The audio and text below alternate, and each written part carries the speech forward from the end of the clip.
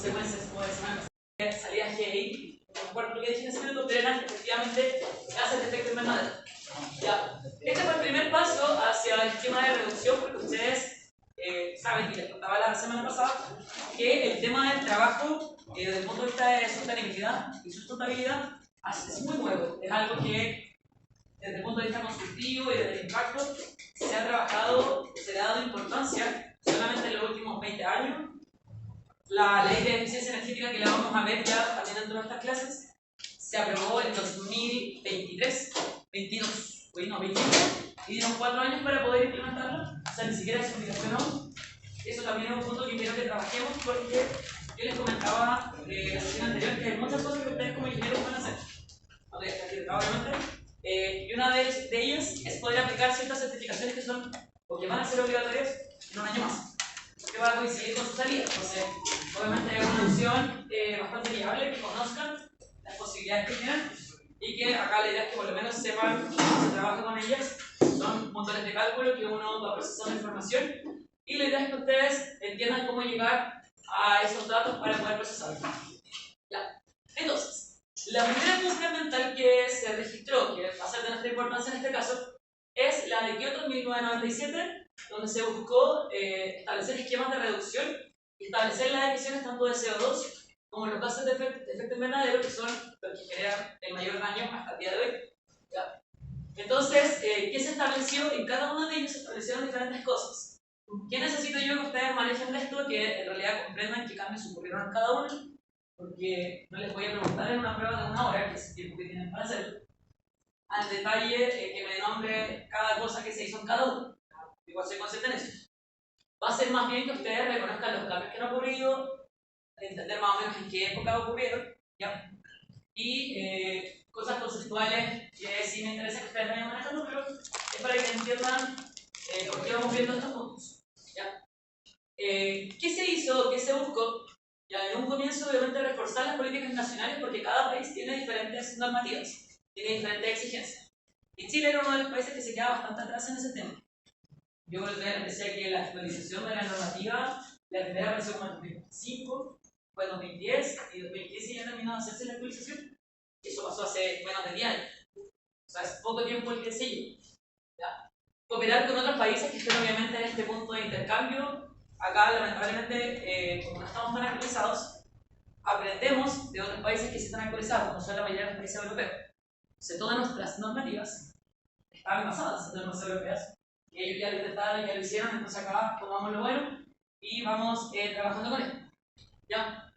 ¿Qué se hizo con esto también? Se crearon actualizaciones y en este protocolo se establecieron llamados a mecanismos de flexibilidad, con varias cosas. El primero fue el Comercio Internacional de Emisiones, que las siglas CE, el Mecanismo de Desarrollo Limpio, que se conoce como la MDL, y mecanismos de aplicación conjunta, que son mecanismos que han establecido en conjunto los diferentes países que pertenecen a esto. Ya han ido trabajando, esto fue en 1997, que estaríamos hablando hace unos 17 años atrás. ¿Ya? Obviamente todo ha ido evolucionando y exactamente 5 años después fue, esto lo voy a subir, así que por eso lo voy a pasar así. Fue la cumbre mundial de Johannesburgo. ¿Y qué es lo que se buscó en este caso? Establecer una relación entre la productividad, el consumo de recursos y los grados de contaminación.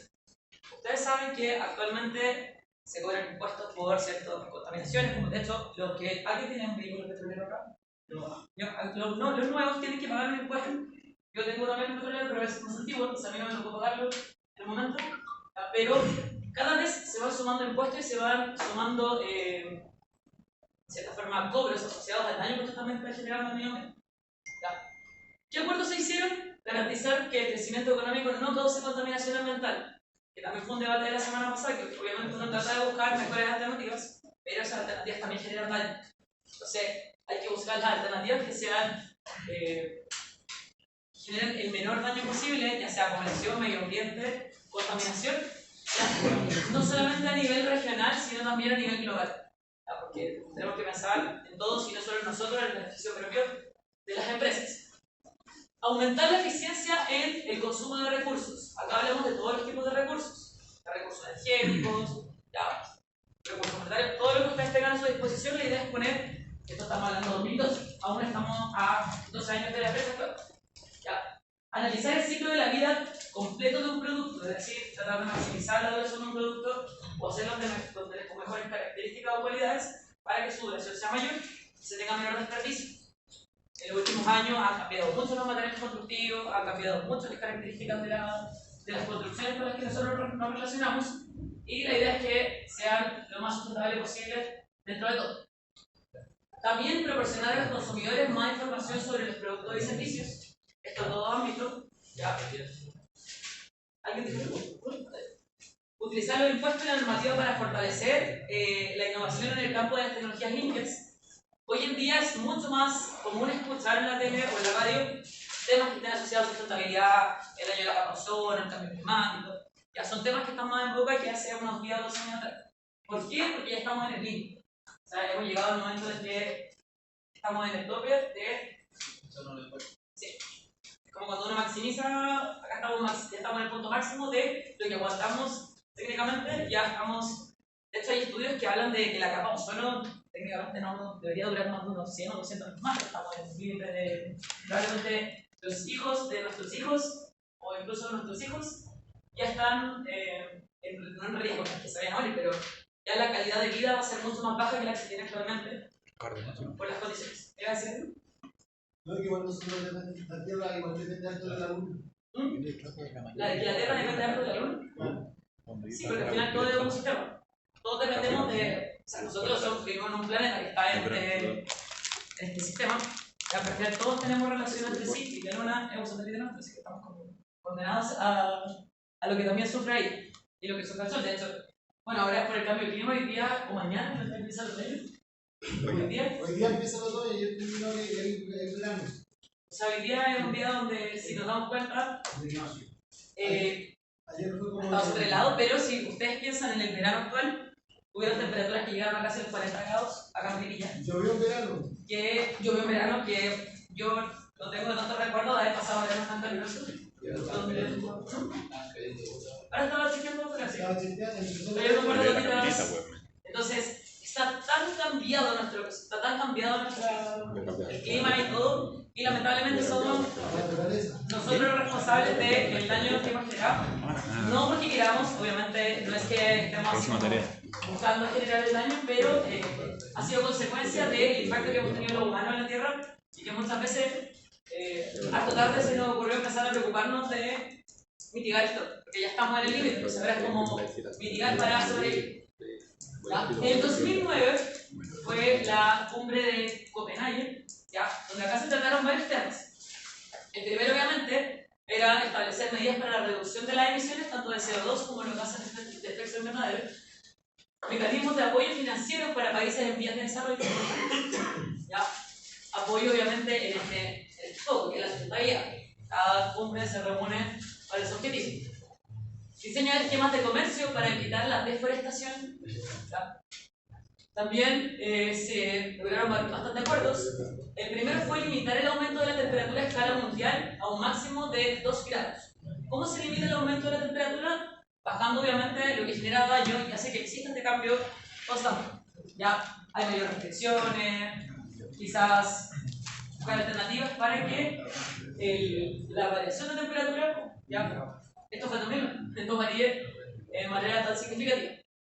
El compromiso de los países desarrollados y en vista al desarrollo de incluir reducciones de los gases de efecto invernadero y sus acciones nacionales de mitigación, o sea, buscar estrategias, ¿ya? Bueno, financiación, que esto era para los países que estaban dentro, y también una parte importante la transferencia tecnológica, es decir, establecer propuestas de mejora que estén asociadas a la gobernanza y que permitan que disminuyan todos los efectos que están asociados tanto al CO2 como al efecto invernadero. Que son el mecanismo para la reducción o reducir las emisiones derivadas de la deforestación y la degradación forestal.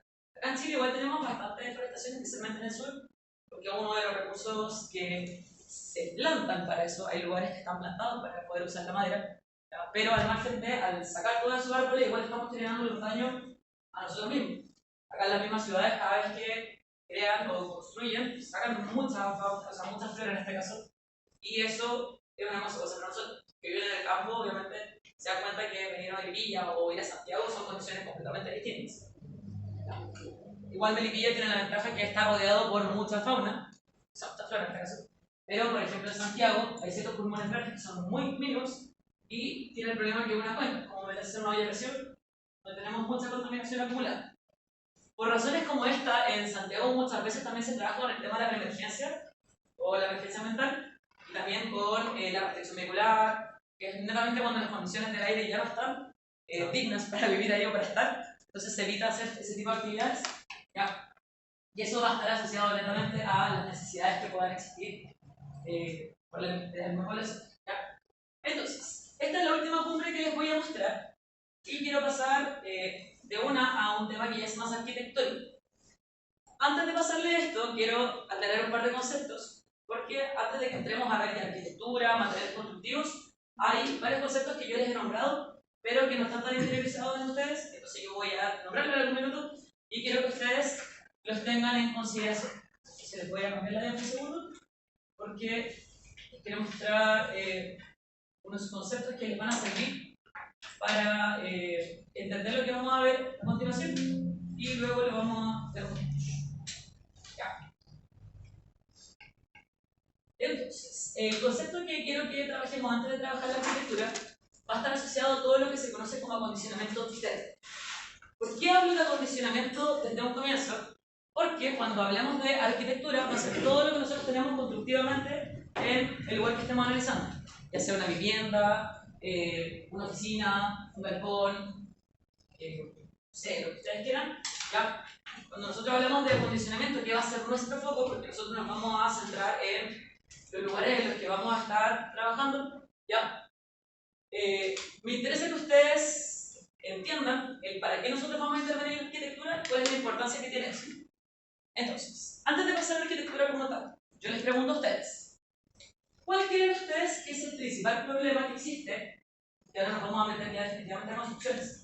Dentro de las condiciones que nos obliga a nosotros a intervenir como profesionales y hacer cambios en las construcciones, cambios materiales o cambios dentro de los lugares que estemos ya habitando, trabajando, estudiando, etc. La huella de presupuesto. Ya, la huella de carbono, ¿qué más? El presupuesto. El presupuesto, el clima, La sobreexplotación del suelo. la sobreexplotación del material. El uso energético. No influye tanto, o sea, es que el tipo de suelo sería más si lo vemos desde un punto de vista estructural. Acá estoy viendo más desde un punto de vista como de los materiales que tienes. El tipo de suelo quizás podría influir en cuando yo calculo la resistencia del suelo, como la cantidad de humedad que después se puede transmitir o lo que yo necesite colocar, pero eso es como ya muy específico. Sería como, vamos a ver después cómo se calcula esos pisos. Aprovechamiento energético. Ya, aprovechamiento energético. ¿Por qué creen ustedes que en la actualidad es tan necesario intervenir las viviendas? Ustedes, por ejemplo, yo les pregunto, todo en su casa. ¿Ustedes saben si en su casa hay algún tipo de aislante, ya sea térmico en los techos, muros? ¿Sí? Hay nada, ¿ya? Telas de araña. Hay telas de araña también. ¿Ya? ¿Todos alguna vez han subido al techo de su casa a ver si es que hay algún tipo de protección? ¿O de aislante, o cámara de aire o algo? ¿Sí? Sí. ¿Pero usted hizo su casa? ¿Lo vio en el proceso constructivo? ¿Sí? La mayoría de los que, por ejemplo, ya, he construido su casa, yo también construí mi casa, entonces yo soy consciente de lo que hay dentro porque yo lo hice.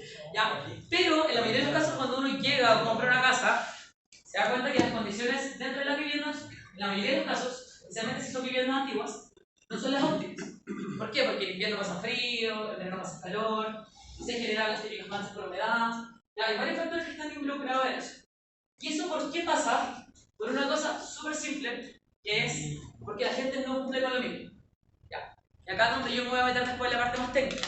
Porque existe una normativa. En la ordenanza general de urbanismo y construcción está establecido lo mínimo que usted tiene que colocar en los diferentes elementos estructurales, sean muros, cielos o pisos. ¿Y qué pasa actualmente en el país? Que ahora va a ser ley, por eso les digo que es tan importante, porque desde el próximo año no se va a aprobar ningún proyecto que no tenga la certificación que cumpla con lo mínimo que establece la ordenanza. Hoy día se podría hacer, si usted lo hacía, era un favorecido de Dios, ¿ya? ¿Por qué pasa esto? La gente no cumple en general. Espero que ustedes después de este ramo sí lo hagan. Si algún día les toca construir algo, que lo agreguen como un bonus o como un extra, porque créanme que es favorable en todos los ámbitos. ¿Ya? Al no existir un cumplimiento de la normativa, existe un problema que es bastante grande, que existen pérdidas de calor, y esto que genera que obviamente exista una menor temperatura en el interior de la vivienda. Ya estoy pensando en el invierno, pero esto también pasa en el verano. Una vivienda en el verano se sobrecalienta cuando no cumple con las condiciones ideales, pero las condiciones dentro de la vivienda no son las óptimas. Cuando nosotros hablemos de acondicionamiento térmico, el acondicionamiento térmico sirve para la parte de calentamiento, que son las condiciones en el invierno, y para refrigeración, que van a ser las condiciones en el verano. Una vivienda que cumpla o que esté en lo mínimo establecido debería ser cómoda todo el año. Por cómoda, después les voy a dar un concepto que se llama confort, para que entiendan que obviamente cómodo no es que voy a tener un ventilador encima mío todo el día, sino que yo puedo estar en ese lugar sin necesitar más que, por ejemplo, un chalequito, o en el verano con polerita ando bien. Hay muchos lugares donde uno no puede andar ni siquiera con el verano, es insoportable el calor dentro de las viviendas, y el invierno el frío requiere el uso de calefacción en condiciones casi que tener un foco de calefacción al frente de uno. ¿Ya? Entonces, ¿qué es lo que pasa? ¿Ya? ¿Qué es lo que se genera? Yo aquí se lo planteo principalmente para la época de invierno, pero para verano también pasa, es que existe una alta concentración de temperatura en los lugares donde ustedes calefaccionan. Y acá a lo que yo quiero llegar es al poco beneficio que tiene, de cierta forma, no estructuralmente, sino que desde el punto de vista del confort dentro de las viviendas, cuando ustedes calefaccionan solo un cierto espacio. Probablemente todos en su casa alguna vez han usado una estufa, ya sea parafina, a gas, o una salamandra, o a leña, no sé, o eléctrica. ¿Ya? Y la estufa tiene un área de donde usted está bastante cómodo, bastante calentito, pero si usted se aleja de ese lugar, las condiciones ya cambian mucho. Entonces, ¿qué es lo que nosotros vamos a buscar hacer? Y por eso que quiero que también tengan en consideración, antes que pasemos a la parte de arquitectura, que todas las mejoras que ustedes van a hacer, o todos los planteamientos que ustedes van a realizar en esta asignatura, son para mejorar condiciones, tanto en verano como en invierno. ¿Ya? Acá el foco es que realmente ustedes puedan hacer una mejora de sus viviendas o en los proyectos que ustedes trabajen y generen mejores condiciones que se llaman de confort. Cuando hablo de confort no hablo de papel, sino que hablo de la sensación que uno tiene en el lugar que está. Entonces, ¿qué eran los puntos que yo quería trabajar con ustedes ahora? Primero, explicarles cuál es el problema para que nosotros vamos a comprender todos los temas que vamos a ir desarrollando. Y lo segundo, que ustedes después vean el impacto, porque lo vamos a ver con numeritos. Esa es la parte que a mí me gusta. Se habían dado cuenta, pero es la parte que quiero que ustedes vayan procesando, que vayan viendo, que vayan entendiendo que si yo genero cambios que pueden ser desde colocar la navilla en el techo, o colocar algún tipo de aislante en las paredes, o dejar cámaras de aire, que es simplemente dejar aire estancado, yo puedo generar mejoras que son sustanciales y pueden mejorar las condiciones que tengo yo dentro de la vivienda. ¿Por qué explico esto antes de que hagamos los cálculos? Porque en base a esto va a ser todo lo que nosotros vamos a evaluar después. Tipo de arquitectura, posición que va a tener la vivienda, dirección que va a tener. Cuando uno construye una vivienda, en teoría, desde el punto de vista de las certificaciones que vamos a ver después, a mí me interesa cuántos árboles se oponen a la luz del sol que entra por una ventana, de dónde viene el sol, en qué orientación voy a colocar yo. Todo eso se debería estudiar antes de construir. Lamentablemente, como hay tan poca cultura, nosotros construimos en el espacio que tenemos, pero también en ese espacio nosotros podríamos jugar un poquitito con dónde colocar la ventana, qué tipo de ventana voy a colocar, cuáles van a ser las dimensiones. Entonces, todo eso es parte de lo que nosotros vamos a estudiar. Por ende, la primera parte que vamos a ver ahora, que es la arquitectura, todo esto tiene que estar en su mente al momento de pensar. ¿Cómo yo voy a hacer que el lugar sea mejor? Desde ya cambié la posición, estoy generando un cambio sustancial. Otra cosa ya es cambiar los materiales, o cambiar el volumen que voy a tener dentro de la vivienda. Y así van a haber una serie de elementos que van a influir. ¿Qué ventajas tiene mejorar las viviendas desde el punto de vista ya sea térmico, acústico o resistencia al fuego, que una vez lo alcanzamos a ver en esta asignatura, que son las tres ramas que tiene como tal el mejorar una construcción? Es que ustedes van a ahorrar mucha plata, por ahí lo dijeron. Una parte del presupuesto, que es lo que yo tengo para poder construir una buena casa, pero eso también yo tengo que valorar en el tiempo para ver cuánto voy a ahorrar yo con esa buena casa. ¿Por qué? Porque hoy en día, si ustedes, por ejemplo, en su casa ocupan aire acondicionado o en invierno ocupan calefacción, las cuentas de la luz pueden llegar a 80.000, 100.000 pesos en un mes, solo porque usted está buscando la mejor forma de calefaccionar o de refrigerar una vivienda. Y todo eso usted lo puede mitigar. ¿Desde qué parte? Desde el punto de vista arquitectónico. Y sí, ubicaciones, cantidad de ventanas, Y la otra parte que tiene una ventaja respecto a esto es que está todo normado. Acá no vamos a inventar nada. Acá hay una regla que nos establece un criterio mínimo y nosotros ahí podemos jugar hacia arriba, obviamente, porque el mínimo es lo que nos exige la normativa. ¿Ya? Y ahí nos vamos a dar cuenta que es lo que yo creo que hagan. Ojalá ustedes puedan analizar si es que es su casa mucho mejor, porque así uno ya tiene una noción del lugar donde uno está viviendo. ¿Ya? Pero si no, si tienen algún otro proyecto que quieran analizar esta asignatura, es el momento de hacerlo, porque el foco que yo quiero darle, que tiene la asignatura como tal, es que usted toma un proyecto en el que usted haya trabajado y puede evaluarlo en base a alguna certificación y pueda ver efectivamente cuáles son las condiciones ambientales, en este caso térmicas, acústicas, que correspondan, en las cuales ustedes viven. Entonces, eso es el foco que nosotros le vamos a dar. Por eso que yo les decía que se preparen, porque después de la primera evaluación, que es teórica, que va a ser de todo lo que vamos a hablar, nos vamos a poner a calcular. Calcular respecto a quién, la idea es que sea respecto a un proyecto que ustedes puedan tener. Si me preguntan a mí, yo le diría respecto a mi casa. Así lo hice yo cuando me tocó a mí vivir esta experiencia de aprender esto por primera vez. ¿Por ququé? Porque así yo realmente sabía en qué condiciones estaba viviendo y como profesional en el área puedo hacer mejoras al respecto. Puedo mejorar quizá algún tipo de aislante después, puedo usar alguna solución que ya exista. Aquí nosotros no vamos a descubrir la pólvora por ese caso. Lo que les voy a enseñar va a ser como de qué manera yo puedo dar una solución a eso, ¿ya? Y buscar estrategias que obviamente mejoren esto, que sería en otras palabras ahorrar plata. A largo plazo sí, porque como toda inversión al comienzo va a doler un poquito, pero en 5 o 10 años más te va a agradecer y va a decir, pucha, vale la pena. Yo, por ejemplo, la casa donde yo vivo actualmente la construí hace 10 años. Y yo justo hice el diseño hice toda la parte para que cumpliera con lo mínimo que establece la normativa, de 6 minutos.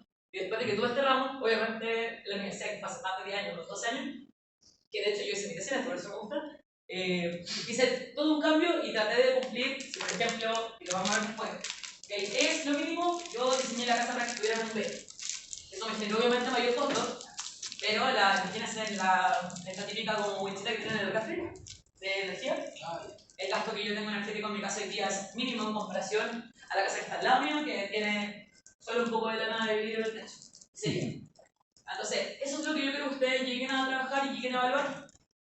Vamos a trabajar en pos de eso, de manera que ustedes puedan salir de acá y digan, ya, efectivamente yo puedo hacer una mejora, puedo hacer una implementación, y ¿qué voy a vender yo?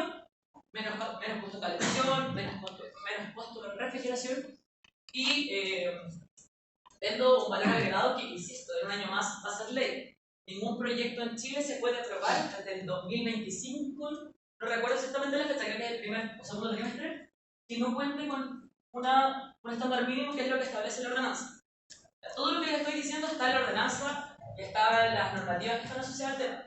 No lo inventamos hoy día, está hace más de 15 años dentro de la ordenanza, pero son los proyectos que son de municipalidad generalmente cuentan con este tipo de aprobación, o los que quieren vender un valor agregado para poder dar a subsidio. Actualmente hay subsidios que están enfocados a este tema, créditos, son los créditos verdes, que también están enfocados a esto, y verlo desde el lado positivo, porque nosotros, o lo que se busca desde el punto de vista sustentable, es que usted viva mejor. El costo inicial quizás es más alto, pero se recupera en 2-3 años con la calefacción, siendo que estamos hablando de la electricidad de la casa. Entonces, si tiene un mayor gasto, va a ser menos tiempo. La tasa de retorno no supera el año y medio, los 2 años en la mayoría de los casos. Entonces, ¿es importante este problema? Sí. ¿Por qué? Porque lo van a vivir todos ustedes, ya sea en sus casas, en el proyecto que trabajen. Entonces, es un tema que no se habla tanto, por un tema de desconocimiento, creo yo, porque la mayoría de las veces la gente dice, no sabía que se podía, o no sabía que era tan importante. ¿Ya? Pero es un tema de actualización también. Actualización, yo creo que se hace material, pero voy a que, desde el punto de vista de los mismos materiales de construcción, de cómo ir evolucionando, tampoco es un tema que se hable tanto. Entonces, la idea es que te salgan tu semestre, insisto, con herramientas suficientes para que ustedes puedan ver de qué manera se puede generar el cambio, que lo puedan cuantificar, que puedan ver efectivamente cuánta plata se van a ahorrar al hacer una mejora que puede tener un costo de, generalmente no supera el 10% del costo inicial que tiene el proceso constructivo como tal. Entonces estamos hablando de que inversión en materiales bastante. Y el beneficio que se genera es muy, muy grande. ¿Ya? ¿Qué otra cosa necesito que ustedes manejen antes que nosotros sigamos con la materia? Un concepto que se llama envolvente térmica. ¿La han escuchado alguna vez? ¿Sí? ¿Pero qué tienen que decir? El perímetro de la casa. El contorno. Efectivamente, la envolvente térmica es la casa, es como que metiéramos la casa en una burbuja. ¿Ya? Dentro de la envolvente térmica hay diferentes partes de la vivienda que obviamente son las que presentan mayores y menores pérdidas, que van a ser los lugares donde nosotros tenemos que dar más o menos énfasis al momento de diseñar. Si me preguntan a mí, desde el punto de vista del diseño, todos son importantes. Hay unas más fáciles de intervenir que otras, como por ejemplo, la textura no es de la más fácil, pero son las ventanas, pero tienen un par de días. Yo les coloqué acá los diferentes elementos de la envolvente, que sería como toda la vivienda, y los porcentajes de pérdidas de calor que están asociados a cada uno. Por el techo es uno de los lugares por donde más se pierde calor, aparte de las ventanas, que es la segunda que vamos a ver después. Y si bien no es de las más fáciles de intervenir, usted puede mejorarla colocando lana que en el techo o algún otro tipo de aislante, lana mineral o lo que tengan que funcione y que sirva. Obviamente ya va a generar una mejora sustancial. Con los muros, que va a ser el segundo elemento del envolvente, existen pérdidas de calor del 20 al 25%. Entonces, si yo mejoro, por ejemplo, la cubierta, ya estoy dejando de perder un 30% de lo que tengo en la casa. Ya si mejoro los muros, ya haré disminuyendo entre los dos, entre un 45 y un 55% de las pérdidas. Ojo que cada intervención tiene un costo. Esa es la parte que tenemos acá. Las ventanas. Las ventanas son la parte más fácil de intervenir. ¿Por qué? Porque usted puede tener una ventana común y corriente en la casa, de aluminio, y la cambia por una ventana de termopanel y ya solucionó un buen porcentaje de ese reino. ¿Ya? Entonces, ese es uno de los puntos más económicos y más fácil de intervenir. Si bien tenemos una pérdida del 10 al 15%, no deja de ser en un espacio que ya sea más pequeño, obviamente esto va a ser mucho más beneficioso. Tenemos las puertas, donde las pérdidas del calor van de un 5 al 8%, que son menores, porque generalmente son por los bordes. ¿Ya? No es por la misma puerta que se pierde tanta energía, que la puerta sí tiene una cámara de aire, como este espacio vacío, eso también funciona como aislante. Entonces, generalmente las pérdidas van a ser en el contorno, en el perímetro de la misma, y tenemos el suelo, que por ahí hablar algo de mecánica del suelo. ¿Ya? Tan mecánica del suelo no entra acá, pero sí el tipo de suelo, la humedad que tengamos, sí va a influir obviamente, y las pérdidas que vamos a tener son de un 5 o 10% en esa parte. Entonces, todo esto hace su envolvente. Todo esto va a ser importante al momento que ustedes quieran hacer un diseño. Cuando ya hablemos de arquitectura, en un comienzo vamos a empezar a hablar de ubicación, de posición, ya, pero cuando ya entremos profundamente a los elementos que vamos a intervenir, que van a ser materiales, van a ser la ubicación en la que queremos colocar algún elemento constructivo, ya, sí tienen que tener en consideración esto. ¿Por qué? Porque va a cambiar mucho la posición en la que yo coloque algunos de estos elementos estructurales o el tipo de aislante que coloque. Alguien me puede decir que yo puedo hacer una casa, no sé, de madera, y en la pared no le quiero colocar aislante, sino que voy a colocarle por fuera, sí, un cartón o algún tipo de recubrimiento. Después yo le voy a enseñar a calcular si cumple o no cumple, ¿ya? Y ustedes se van a dar cuenta que a veces con cambios mínimos, a colocar quizá una capa muy pequeñita de aislante, colocar cartón, incluso colocar las mismas cajas de huevos que se ocupan como aislante acústico, pero también tiene características asociadas a la parte térmica, no muy grandes, pero siempre todo aporta. Se van a dar cuenta que los cambios realmente son significativos dentro del proceso constructivo. Profesora, ¿Sí? la ubicación de la casa también. Sí, de hecho eso es lo que vamos a ver. Respecto al sol. Dependiendo de... Hay libros completos, para que se hagan una idea, que muestran todas las ubicaciones del sol en ciertos lugares durante las diferentes horas del día.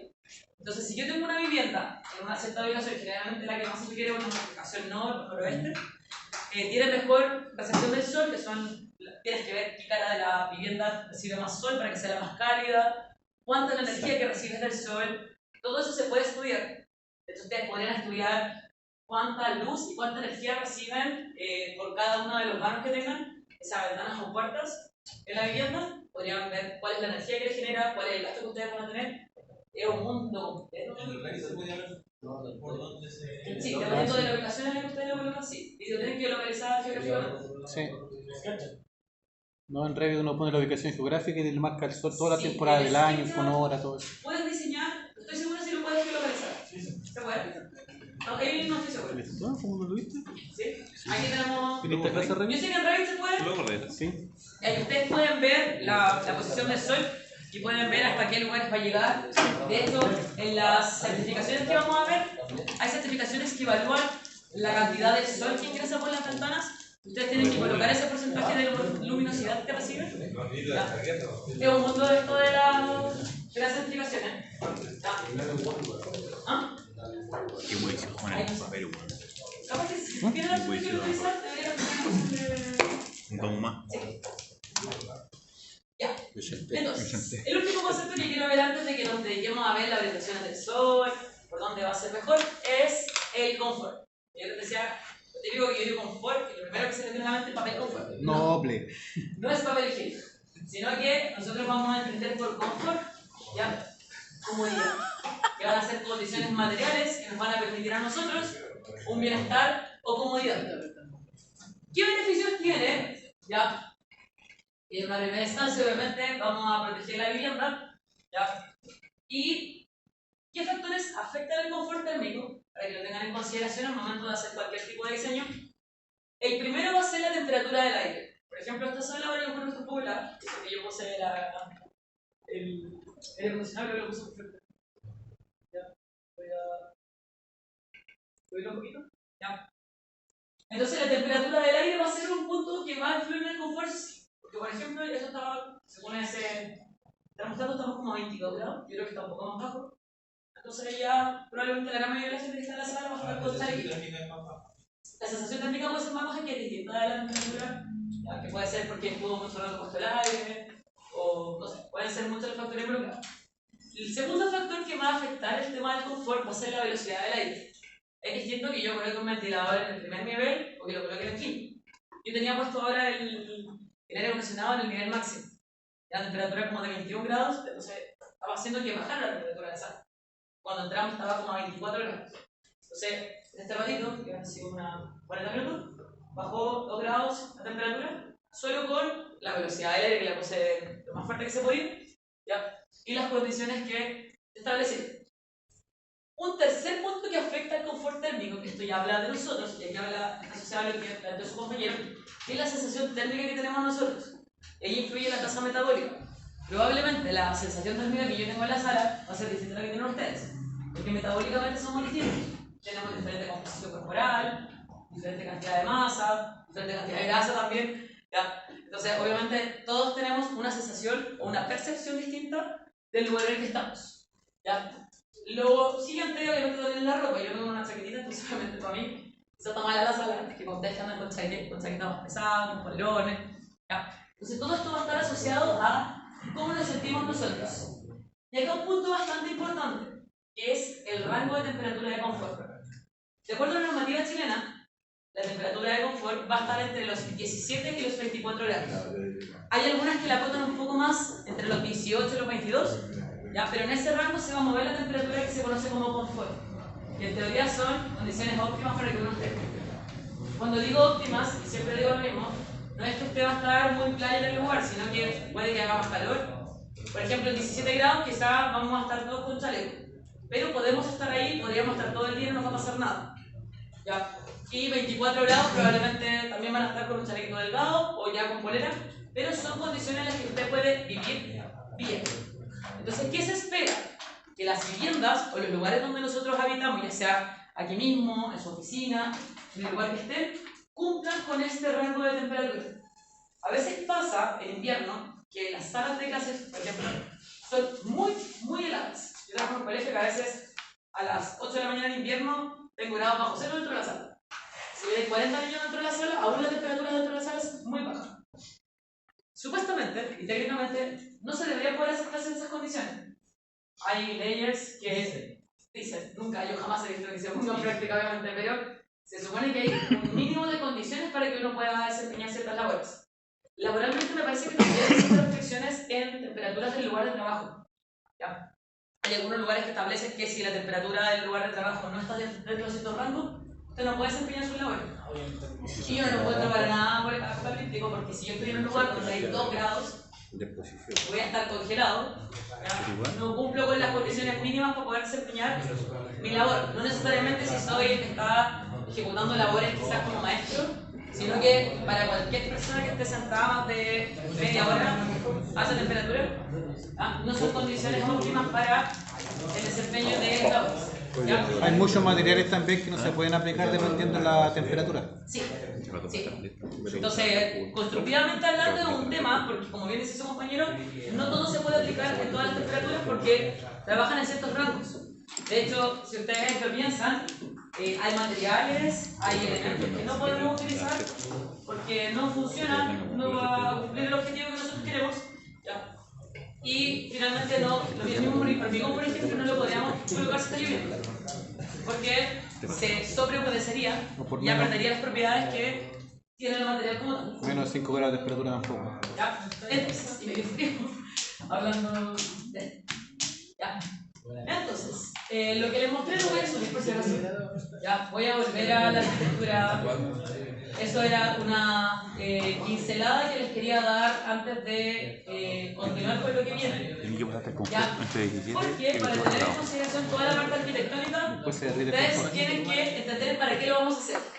Y para mí entender el para qué es el por qué existen todas estas normativas, por qué como personas necesitamos que se rija, necesitamos entender cuál es el comportamiento de cada elemento dentro de la construcción y con eso también ir entendiendo varios temas arquitectónicos que han ido evolucionando en el tiempo.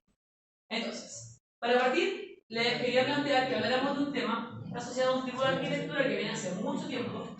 ¿Y por qué quiero partir con este? Porque es algo que ha existido históricamente. Ha ido mejorando, pero la gente vive en estas condiciones hace muchos miles de años. ¿Alguien sabe lo que significa la arquitectura vernácula? Tiene que ver con Verne, ¿no? ¿Tiene que ver con? Verne, ¿o no? No tanto.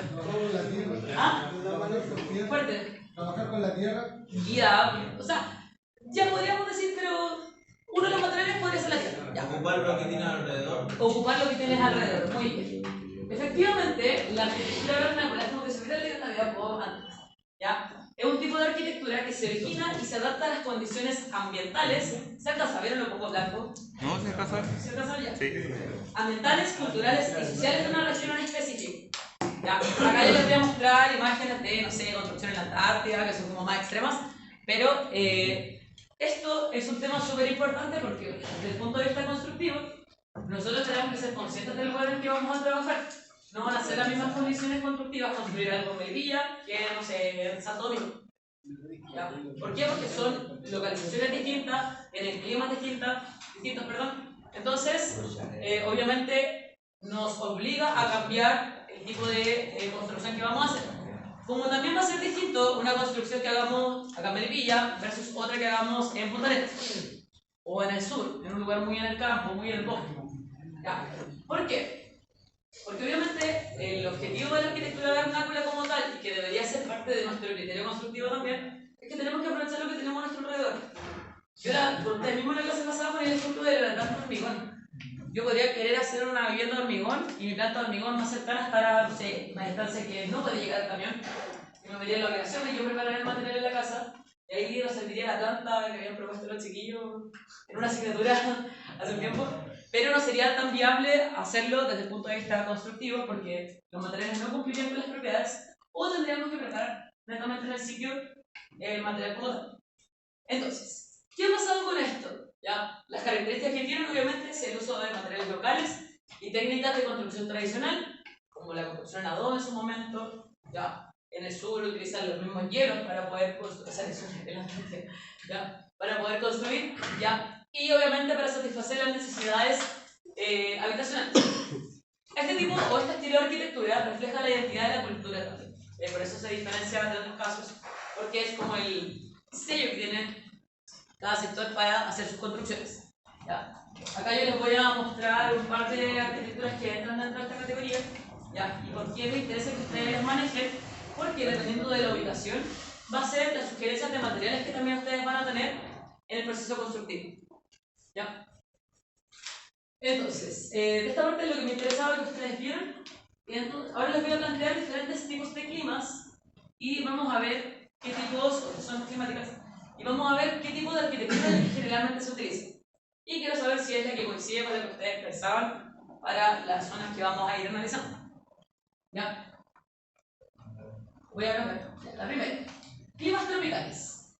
En climas tropicales estamos hablando tropicales reales, ¿no? Que acá pensamos que es un clima tropical. La arquitectura vernácula tendría que ser estructuras de madera, entramados de hoja y paja, con cubiertas muy resistentes y tiene una escasez de muros perimetrales. Pregunto, ¿alguien ha ido alguna vez a lugares que estén cerca del Amazonas? ¿En algún país, ya sea en Bolivia, en Brasil, no? ¿Ah? La verdad que sí, pero no me fijé. ¿Ah? La verdad que sí, pero no me fijé en la estructura de las casas. ¿No? Ya. A mí me tocó en su momento y era un lugar que quedaba así como a Me fijé en las miles charapas, de ¿no? horas de la ciudad de encapuchado, La Paz, en Bolivia. Pura El lugar que quedaba en el Amazonas literal. Que de hecho yo jamás pensé que iba a llegar, pero llegué. Y las condiciones de las viviendas eran súper, aparte de ser precarias, porque obviamente Sí, eran eso sí. pueblos que usted, nosotros vivimos en mansiones, para que se den una idea en comparación a las viviendas, había muchas casas que no tenían muros, solo contaban con techos, ¿ya? Y obviamente contaban con aislantes para los insectos, porque lo que más hay en esos sectores son insectos, ¿ya? Pero lo que yo estoy acostumbrada a llegar a mi casa y tener en las paredes donde yo entro, allá no es cultura. Por ejemplo, living en el pasillo, usted entraba a un lugar con un techito, así como el quincho que uno tiene, o que la gente tiene, eso es la casa para ellos. Lugares abiertos, donde como no llueve y las condiciones climáticas son muy húmedas, de hecho es muy húmedo, era como estar, a mí en el lugar que yo estuve me decían que ellos sentían que eran como las puertas del infierno, porque las temperaturas más, el día que hizo más frío, yo estuve como una semana, deben haber hecho unos 25-26 grados, el día más helado. Entonces los demás días las temperaturas eran muy altas y era muy húmedo todo, uno estaba todo el día como con esa sensación de que pasa el deporte y quedó todo el día así como pegoteado. Era una sensación muy tropical, pero no era agradable. ¿Ya? Pero esa gente está acostumbrada a vivir en ese tipo de clima, entonces ellos andaban, yo me tenía que bañar como 5 veces en el día y uno se bañaba y salía igual como entró en la ducha. Porque aunque, bueno, también son lugares que no tienen agua, son condiciones súper precarias por eso, ¿ya? Pero son temas culturales, para ellos era muy normal, para nosotros no. Porque en nuestra cultura obviamente no es lo que se utiliza. En las zonas intermedias o regiones más áridas están los muros de adobe. Acá actualmente ya no se construye mucho en adobe porque estructuralmente no están resistentes. De hecho lo van a ver en estructuras, cuando vean la parte sísmica, que como tal, cuando fueron los terremotos fue lo primero que se cayó. El adobe acá en Melipilla, las construcciones que no se cayeron en el 60 se terminaron de caer en el 85. Y actualmente deben ser contadas por el dedo de una mano las construcciones que siguen existiendo de adobe del antiguo. Porque uno puede colocar reforzamiento, ya, pero antiguamente se construía así nada más. ¿Ya? Las paredes obviamente cumplen con funciones térmicas porque el adobe, eso sí, es muy buen aislante. Pero estructuralmente, si no le colocamos la armadura correspondiente, no resiste. Entonces, ¿podríamos mejorarlo? Sí, obviamente. De hecho, yo les contaba que en la G60, en la carretera, un poquito de la Shell, hay una casa que se llama la Casa Ecológica de la Municipalidad, que está construida con... Y de hecho vinieron a hacer una charla hace tiempo acá. No sé, ustedes probablemente en un bolso infantil no han perspectivo. En no se perspectiva no hay nada. Que de hecho está hecho con ecoladrillos. Ustedes desde afuera ven que los muros perimetrales están hechos con ecoladrillo. Y adentro están las construcciones donde muestran las características y las propiedades de eso. ¿Ya? El adobe y los ecoladrillos, a eso quería llegar, también funcionan muy bien térmicamente, no así tanto estructuralmente, si no colocamos algún tipo de reforzamiento. ¿Ya? Tenemos después las zonas templadas, donde tenemos que la mayor parte de la construcción son paredes de ladrillo, piedra o entramado de madera, relleno con tierra, y están inclinadas las cubiertas, que son de teja o paja. Estamos hablando de lugares donde no llueve. Acá llueve mucho, por ende sería extraño que alguien en su casa acá tenga paja en el techo. ¿Ah? De totora y en el quincho nomás porque llueve y ya después el material comunal ya no resiste. Y después tenemos las zonas de temperaturas extremas, donde las características que se tienen es que los vanos son de menor espacio en relación a la superficie. Ya, vamos a ver cuando trabajemos con la normativa, que la norma nos exige un área de vanos como máximo, ya que sería el área de las ventanas. En los lugares donde hace mayor frío, obviamente se reduce ese espacio, porque queremos evitar que entre el frío. Y como les mostré hace un par de días atrás, las ventanas igual son un lugar por el cual entra mucho frío. Y podemos intervenir sí, reducción del aire, que para nosotros quizás no es tan buena opción porque tendríamos menos ventilación, o la ventilación demoraría más, pero funciona desde el punto de vista técnico. Bien. Entonces, ¿era lo que se imaginaban de arquitectura vernácula? Como la arquitectura de acuerdo al lugar en el que estamos emplazados. Actualmente la gente que utiliza esto son mayoritariamente tribus o los arquitectos cuando quieren sacar su talento, pero acá en Chile generalmente es algo que sean indígenas de alguna de las tribus que existen a lo largo del país. La mayoría de la gente construye con los materiales convencionales, madera, lugares que es más fácil acceder, son más accesibles, porque lo más acero valorizado. Sí. Sí. Eso también es un tema súper importante, que si bien no es parte de, o sea, sí, en la construcción sustentable no me interesa, pero eso se ve también en el diseño estructural. Porque dependiendo de la ubicación que tiene el lugar, la inclinación del techo tiene que ser mayor porque tiene que tener resistencia a la nieve. Que ese es otro problema que se calcula en otro mundo, que es el cálculo, tú tienes que calcular la resistencia a la lluvia, a la nieve y al viento. Eso va a depender de la ubicación geográfica que tú tengas. Entonces, obviamente, la cantidad de lluvia o de nieve que recibimos nosotros acá no es la misma que alguien que tiene una casa en Parilla. Ya neva generalmente en época de invierno o en ciertas cosas. Entonces, efectivamente, como tú lo planteas, las inclinaciones son mayores y eso puede ser un beneficio para nosotros desde el punto de vista térmico. Porque vamos a ver un concepto cuando ya empecemos a estudiar los materiales y los diferentes elementos que se llaman las cámaras de aire. Que es la cantidad de aire que yo tengo libre, que tiene que estar bien cerrado, obviamente, para que cumpla con el requisito de ser compacto y que no tenga fugas, porque esa es la gracia. ¿Ya? Hay cámaras de aire que las vamos a ver después, que son ventiladas y no ventiladas, y vamos a ir viendo las propiedades que tiene cada uno. Y ahí que afecta la altura que tengo. Si tú tienes un techo muy alto y lo tienes herméticamente sellado, puede ser un excelente aislante, como podría ser un espesor de, no sé, una lana de vidrio, una lana mineral, que tú tengas a tu disposición.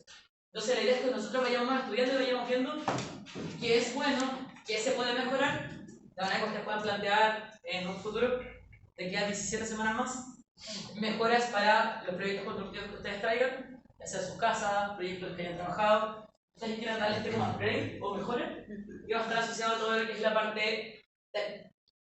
¿Ya? Las viviendas que les comentaba recién, que eran las de arquitectura vernácula, dependiendo de la localización que están, van a ser de diferentes características. ¿Ya? Esta, por ejemplo, es la típica que nosotros vemos en las películas o que muestran en algunos documentales. ¿Ya? Y si se dan cuenta, los espacios o los vanos que ellos tienen, donde ingresa la luz o ingresa el frío, son pequeños. Generalmente la parte superior igual tienen un orificio para poder sacar cuando colocan algún tipo de calefacción para poder ventilarlo, pero ese es el tipo de construcción que se trabaja generalmente. ¿Ya? Entonces, ¿qué quiero que veamos ahora? Antes de continuar con esto, quiero que entendamos para qué nosotros vamos a trabajar con todo lo de la sustentabilidad y toda la parte arquitectónica que esté asociada.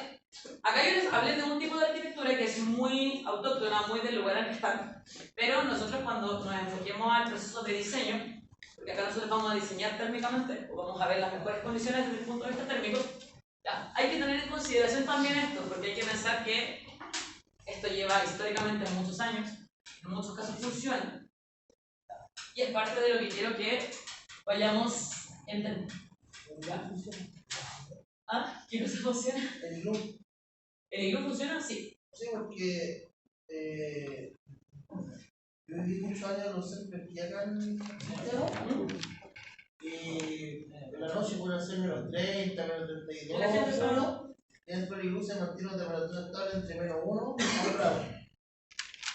Es soportable porque cuando acá hace frío, en invierno podemos llegar a los menos 7 que fue un que tuvimos acá en Bolivia, como temperatura mínima, entonces estamos dentro de los rangos. Entonces, vimos la arquitectura vernácula, y aquí yo quiero dejar hoy día la clase, me queda un poquito, se emocionan todavía, me quedan como 10 minutitos, pero quiero dejar una parte introducida porque les voy a hacer una actividad para la próxima clase, para que ustedes ya empiecen a hacer una miradita y empiecen a leer al respecto.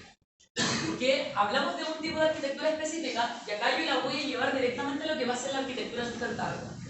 Ya. Todo lo que hemos hablado hoy día está ligado a que todo sea sustentable, que cumpla con las mejores condiciones, ¿ya? Y que sea el mejor lugar que nos permita a nosotros vivir y cumplir con las condiciones.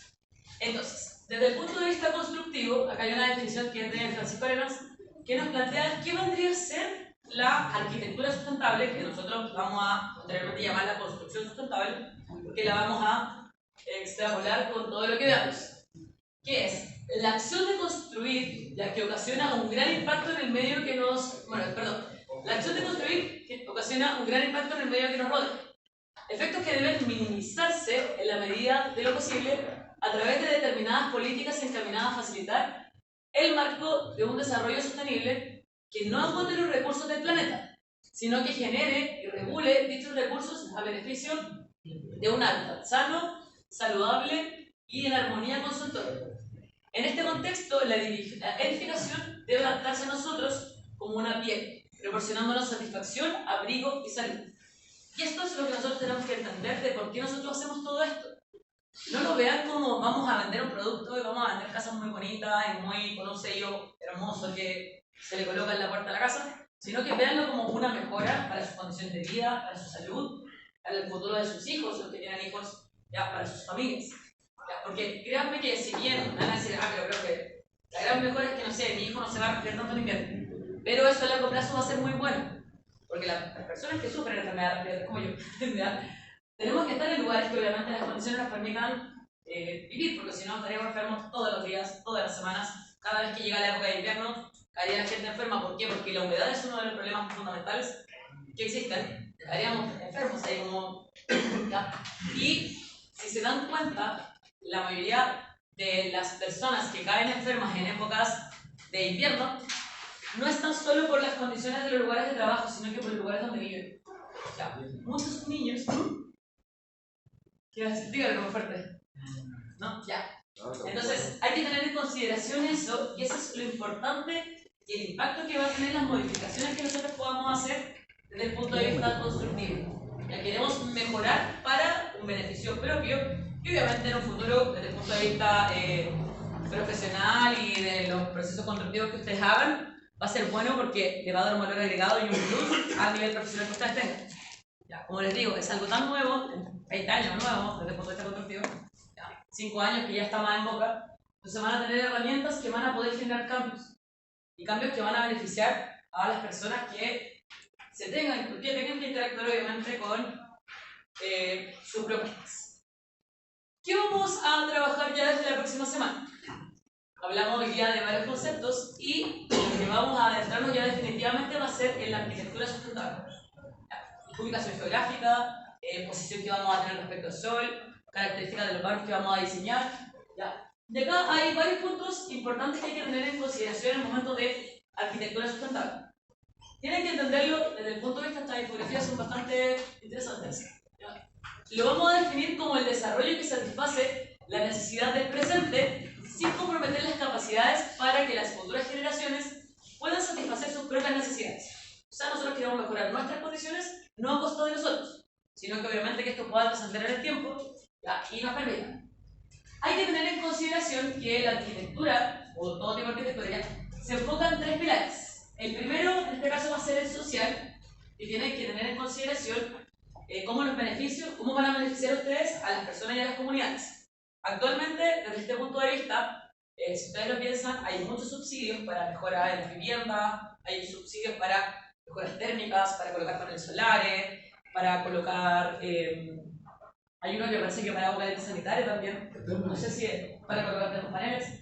¿Ya?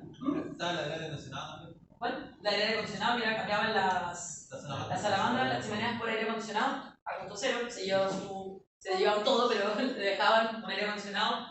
Entonces, hay que tener en consideración que desde el punto de vista de la arquitectura sustentable podemos generar impacto en pequeñas cosas. ¿Ya? El segundo punto va a ser la parte económica. Obviamente se va a buscar optimizar los recursos, tanto económicos como también que podamos tener materiales que sean de menor costo y que generen un mayor beneficio. Ya vamos a ir trabajando en eso. Y el tercer punto va a estar asociado a todo lo que tiene que ver con la parte ambiental.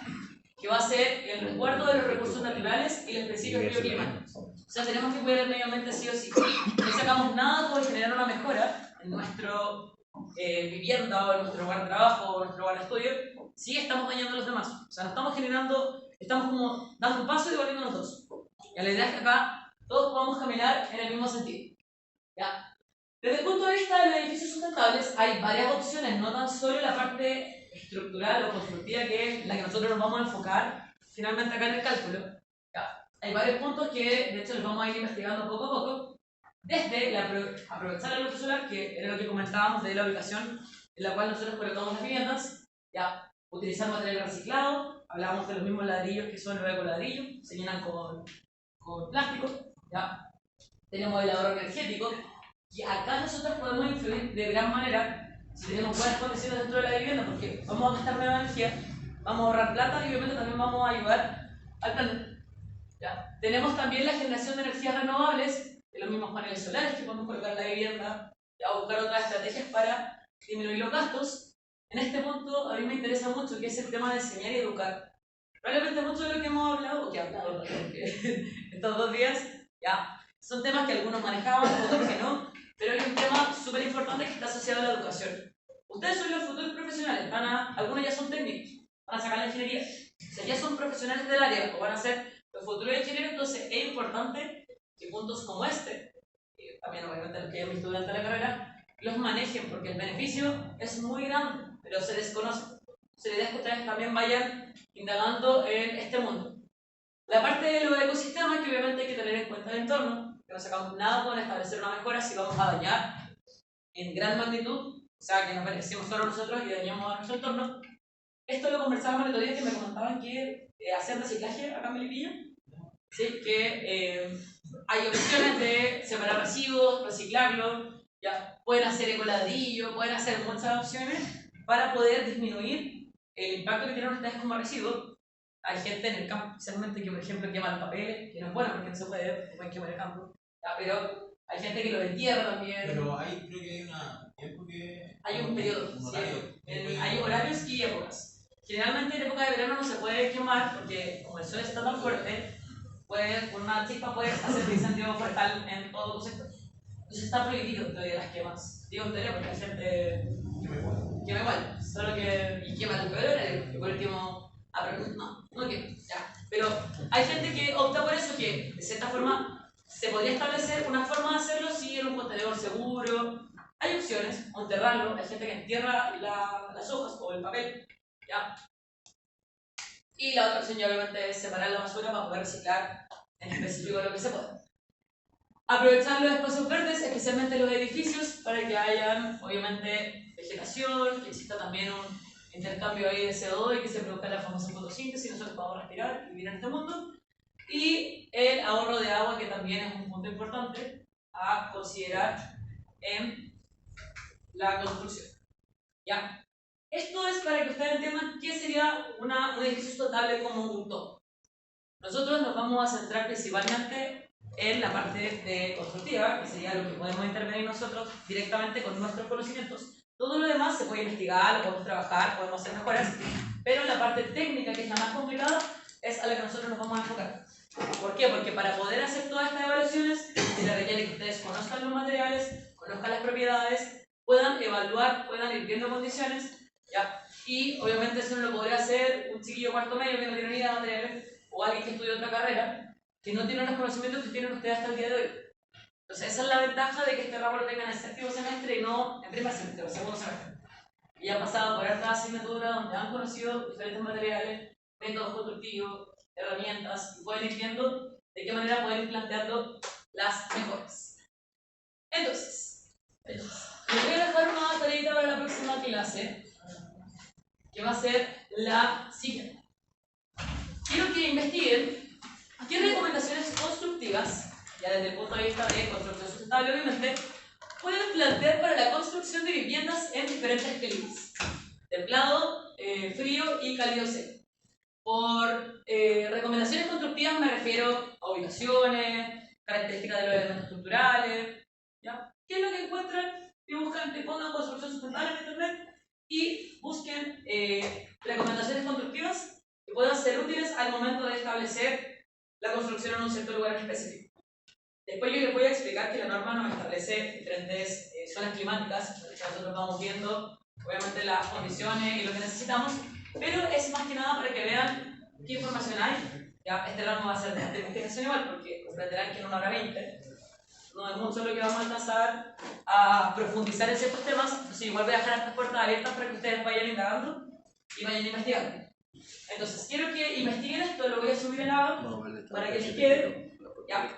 De manera que en la próxima clase partamos hablando de esto, de qué condiciones arquitectónicas, por ejemplo, qué tipos de materiales se sugieren, en qué posición habría que colocar las viviendas para los diferentes climas, ¿ya? Y ahí ir viendo qué características van a ser fundamentales para estos procesos, ¿ya?